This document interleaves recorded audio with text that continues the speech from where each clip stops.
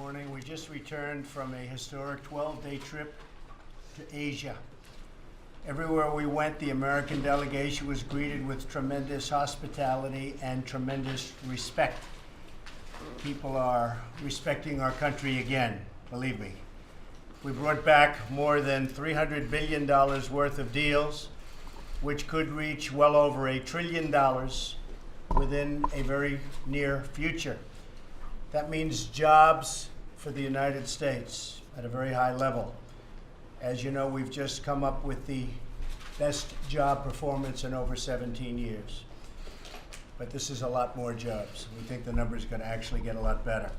We're going to also put a lot of people that have not been able to find jobs, we're going to put them back to work because they're not registered right now. They'll be registered in a positive sense. Japanese car companies will be opening up and expanding their plants in our country. We work very closely with Prime Minister Abe on that. We're renegotiating our bad trade deal with South Korea, and we've started talking about bilateral trade with many countries in Asia. And most importantly, we've made clear to all countries that we cannot continue to be treated unfairly when it comes to trade any longer. It's not fair to our companies, and it's not fair to our workers.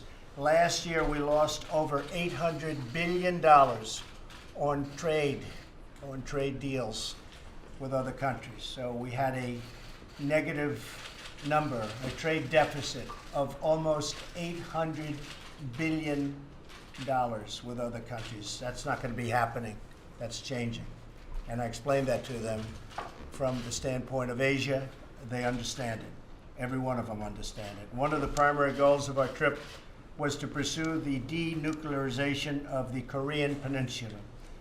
I want to begin this morning by talking about the fact that we will be instituting a very critical step, and that'll start right now. Today, the United States is designating North Korea as a state sponsor of terrorism. Should have happened a long time ago, should have happened years ago. In addition to threatening the world by nuclear devastation, North Korea has repeatedly supported acts of international terrorism, including assassinations on foreign soil.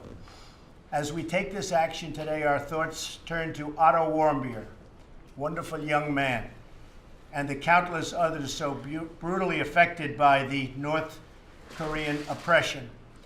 This designation will impose further sanctions and penalties on North Korea and related persons and supports our maximum pressure campaign to isolate the murderous regime that you've all been reading about and in some cases writing about.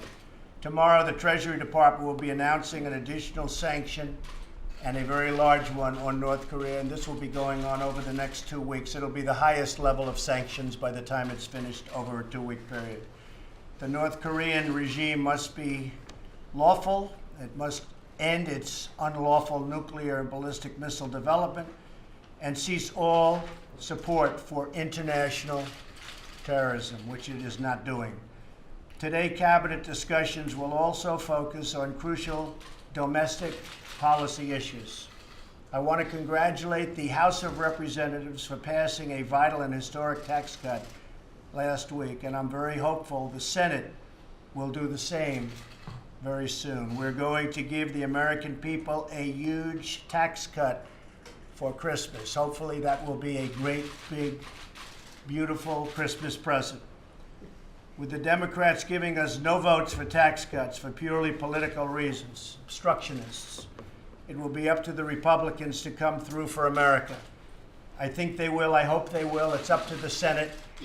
And if they approve it, the House and the Senate will get together. I'll be there right in the middle of it, and we will come up with a bill that will be spectacular for growth and spectacular for the people of this country. Our tax plan will bring urgent relief to hardworking families. We'll reduce rates, increase the amount of income taxed at a rate of 0, expand the child tax credit, very important, and simplify taxes as most families will be able to file on a single sheet of paper. We'll restore America's competitive edge so we can bring back our jobs. We want to bring our jobs back to our country. We were decimated over the last 40 years. We want to bring our jobs back to the United States. We'll go from being one of the highest taxed nations in the world to one of the lowest taxed nations in the world. Corporate rates will be reduced from 35% all the way down to 20%, which will make us competitive again, and companies won't be leaving our country. Finally, our tax plan will return trillions of dollars in wealth to our shores so that companies can invest in America again. At the same time, we're working to reduce wasteful government spending. We will hear from Budget Director Mick Mulvaney, who is working with my cabinet to find taxpayer savings in each and every department. The cabinet members that are with us today are working on getting reductions to their various departments, and we think we're going to be able to save a lot of money, even lower than the budgets and the budgets that we're submitting. We'll be working on health care, infrastructure, and welfare reform. We're looking very strongly at welfare reform, and that'll all take place right after taxes, very soon, very shortly after taxes. So we'll be submitting plans on healthcare, plans on infrastructure, and plans on welfare reform, which is desperately needed in our country, soon after taxes. Today we'll also discuss the opioid epidemic that is ravaging so many American families and communities. Last week I was proud to nominate Alex Azar to serve as the next Secretary of Health and Human Services. I urge the Senate to swiftly confirm his nomination, and I want to thank Acting Secretary Eric Hargan for serving with such devotion and for doing such a great job in the meantime. Thank you very much, Eric. Finally, I want to wish the American people a truly happy and blessed Thanksgiving, especially to our brave men and women serving on our military and our Border Patrol and ICE agents along the very dangerous southern border. As you heard, we lost a Border Patrol officer just yesterday, and another one was brutally beaten and badly, badly hurt. Looks like he'll make it, but very, very badly hurt. And we talk about the wall. We're going to have the wall. It's part of what we're doing. We need it.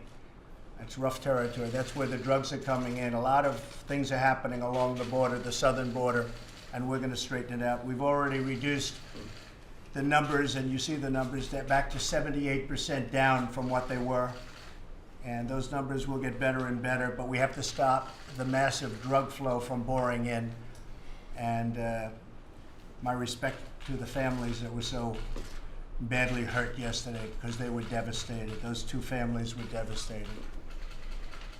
I just want to wish everybody a very, very happy Thanksgiving. We're going to be working very hard during the recess in Florida. We'll go to Florida. And I want to thank you all for being here. And let's start our meeting. And to the media, to the press, thank you very much. We appreciate it. Thank you. Thank you very much.